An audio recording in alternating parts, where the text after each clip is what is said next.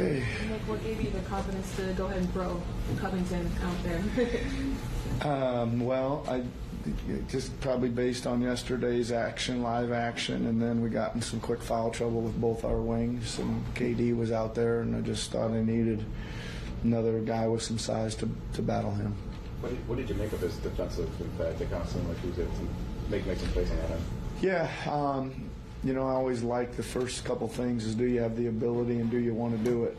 And I think he's got that, right? He's got some ability, athletically, size, strength, pretty good off the ball stuff, and then he's trying really hard. So that goes a long way at that end of the floor. So that's good to see. And he seems confident. I don't know, he made many shots, but at least he stepped into them like he was going to, which is a good start. Nick, you talked about the early stage of the season right now is about learning, like the guys. Well, you learned that Kelly and Tobias can step up in the first half when Joe and Maxey are having off games. You learned that Furkan is making it hard to stay out of the rotation. And then, they talk about Cubs. So it seems like you learned. Can you talk about the things you learned? Yeah, I mean, we're certainly trying to figure out who fits with where and how the rotation looks. I'm pretty happy with what we've kind of come up with to start the second and fourth quarters right now, right, which is usually Tobias and Tyrese for sure. And depending on what else is happening tonight, it ended up being KO. I'd like to probably get back to him too at some point. So that's a pretty good three-man punch out there. Then we just need another solid, probably a spacer. Somebody that can shoot the ball. And of course, Paul's going to be in that group. So that's one thing. Again, we're learning a lot from standpoints of.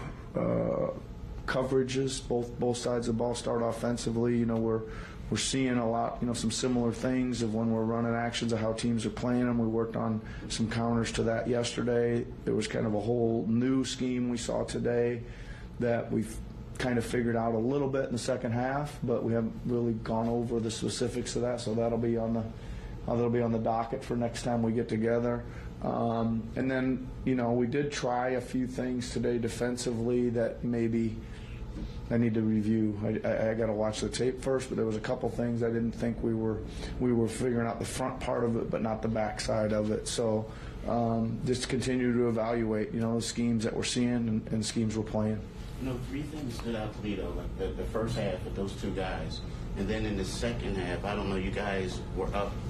And you were up 4, Furkan hit a 3, and that started a 20-6 run. Game over. Yeah. I think again, a thing I'm probably really pleased at that you guys, I'm sure you've noticed. I think that's the second game in a row we've got 15 offensive rebounds that came off an offensive rebound. Those plays are really big. They're really momentum plays when they think they've got to stop and you come out and get it, and somebody gets a zip pass to a face-up 3. They're momentum type plays, but I like that 2 games in a row we are on the glass. We've spent a lot of time trying to work on a crashing the glass scheme, and it didn't show up there at all in Milwaukee, but it's starting to pick up some pace. For the first time this season, you were getting ready to put Paul in late in the third quarter. Are you anticipating having to bring Joel back in earlier? Did that got closer? I just like we did do that one other time. I think he's pretty much going to play the first quarter. I would say and then in the third, I've taken him out at the 2-3 minute mark once or twice. And again, I just thought it was time to buy him a couple minutes, and then of course, the whistle didn't blow all night, and then stopped blowing for that 3 minutes, so we couldn't get him out anyway. But just kind of reading the feel of that and seeing where the minutes are and stuff like that. I would think that in ideal world he wouldn't play the whole third, but again, just depends on what's happening. Yeah.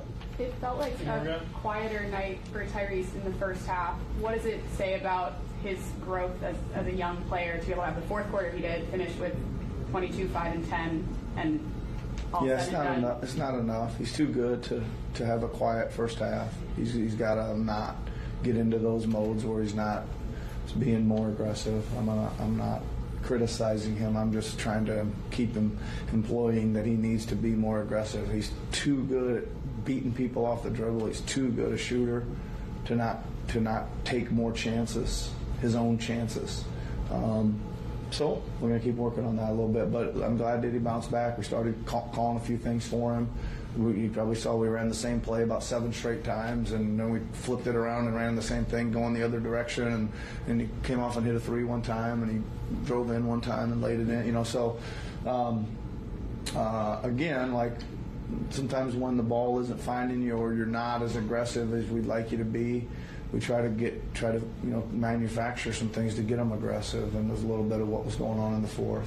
You talked at practice about wanting him to be more vocal and sort of quarterback the group out there. Are you seeing that transfer over to games? Yep, he's doing a good job. I thought he had a couple of outstanding play calls tonight where he felt something in the game, he went to it, and it resulted in either a layup or a wide open 3-ball for us for somebody else. So he made a couple really good decisions on calls there tonight. So work in progress with that, but good to see him making some steps forward. Thanks, guys. Okay, thanks everybody.